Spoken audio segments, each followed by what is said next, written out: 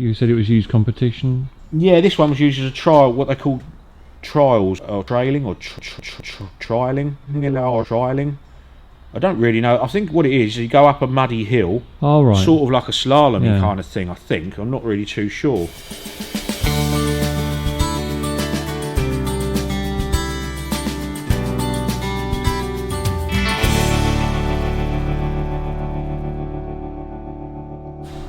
It's a 1929 Chrysler 65. Australian one, built by Holden. Got the body plate there, look. Australian, right-hand drive, built by... Chassis was sent over there, probably with a cowl maybe, the radiator and the bonnet possibly, and then the rest of the body is made by Holden, as far as we can make out anyway. It's all here, front wings are over there, back wings are there, all the side skirts and everything are out there ready to go to the shop blasters. The running balls are missing, but they're just a basic shape, so I can make those. All the bumpers are there, they're all stripped down, ready to go and be chrome. Yeah, so basically I've got to hand strip this bit and the cowl, because you can't send it to the blasters because of the wood. It'll just damage all the wood. Yeah. And the doors and the centre pillars I've got to do. Steering box I've stripped and put it back together, but it's it needs machining up properly. So, but that can wait until it all goes back together. Kingpins are shot, which is understandable. Spring shackle bushes have gone. See that there? See how that bolt's sitting at the top of that? That's got a hole in it. There should be a rubber bush in there. Okay. But they've gone completely on the front and the back, so strip them out, see if I can find any bushes to fit them, because I doubt very much whether you'll actually get them to order. It's got the wrong front brakes in it. They're too small. There should be 14-inch brakes. So it could even be the wrong axle. I just don't know. I mean, it's 91 years old, isn't it? So what are these cars usually, what were they made for? it's just an open touring car. It's called a Phaeton. That's the style of it. Great big hood comes out. It comes back like that. Comes right back and then over the top and sticks out about 6 inches either side of the screen. Okay. It looks quite good when it's all together. You said it was used competition? Yeah, this one was used as a trial, what they call trials, or trailing, or trialing, or trialing.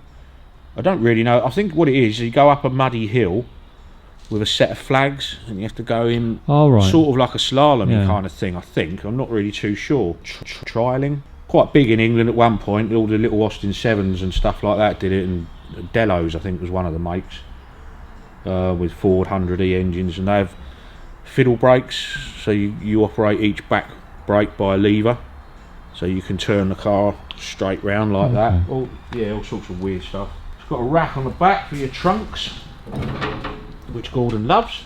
Yeah, so it's just go through the suspension mechanicals, because they've all had it. You know, all these bushes are all gone, so take all them apart. But the engine is over here, all been rebuilt, all re-white metal. It's got bills for 13,000 quid for that.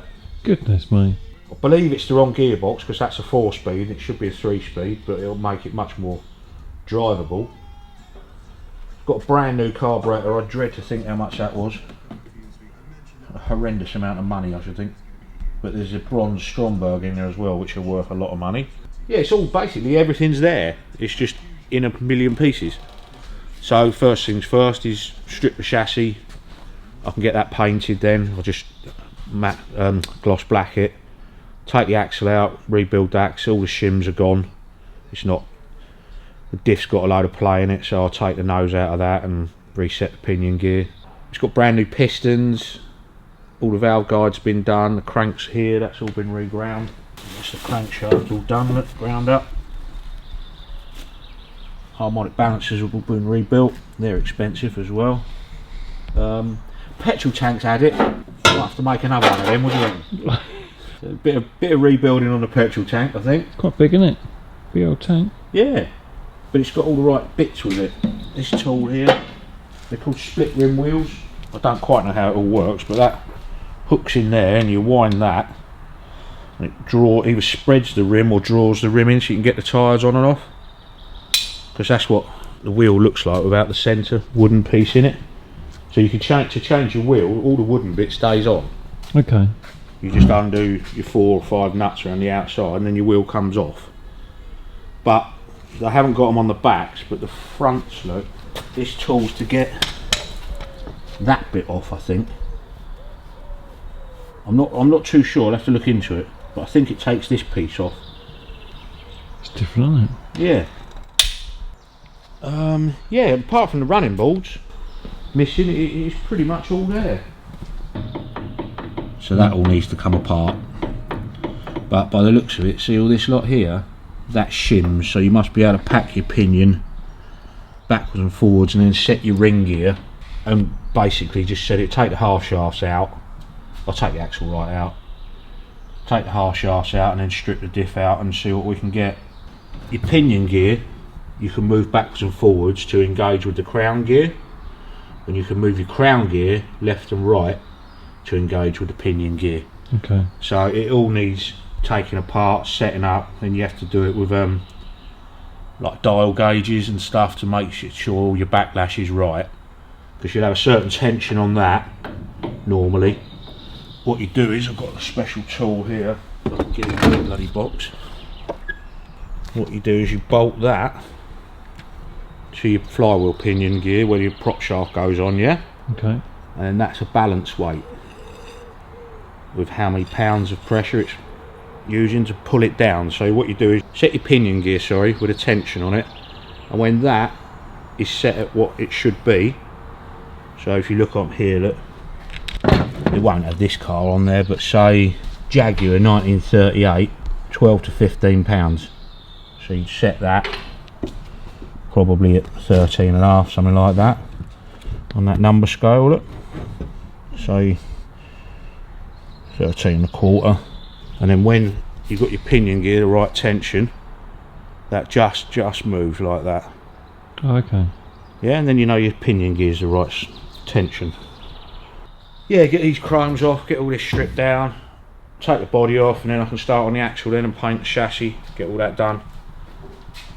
More I can get done while in the couple of weeks we've got it here, so, and then Gordon can get it painted or whatever he wants to do, you know. I've reset the body to the front where it should be, but I'm not sure it's right, so because these holes don't line up now. But basically, because of the way it's constructed, that holds all the doors on like that. Okay. So I think I'm going to have to put the body back to those holes, but then that messes up all the bonnet gaps. What reference have you got for any of this? There isn't. The guys made this.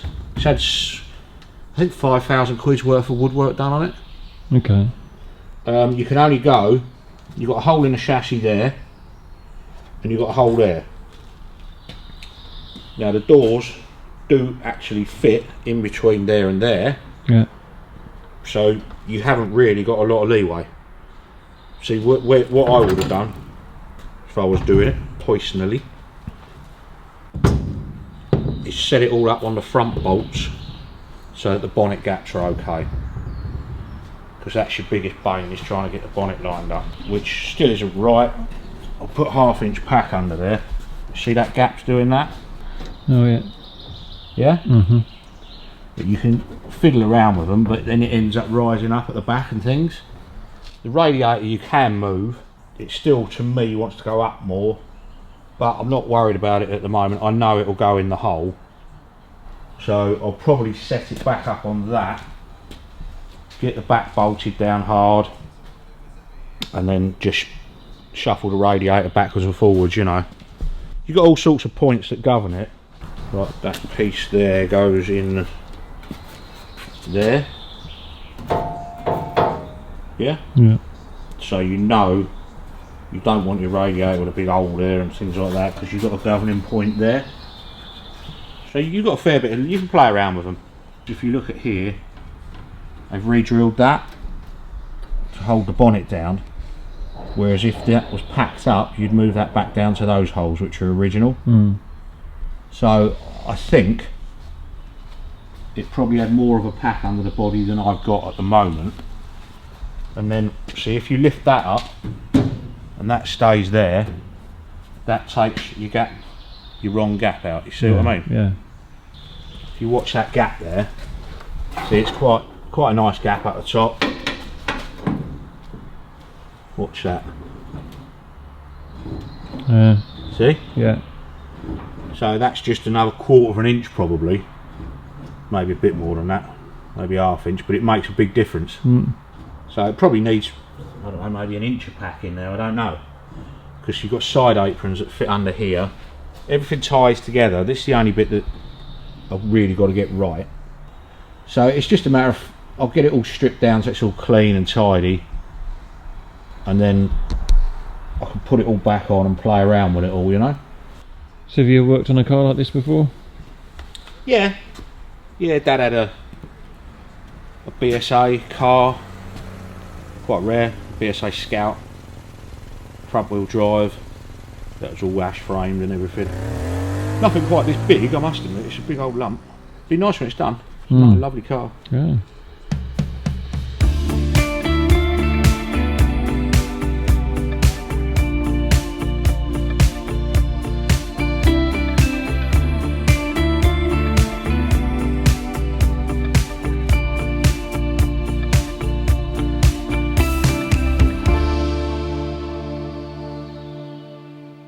Next week on the workshop.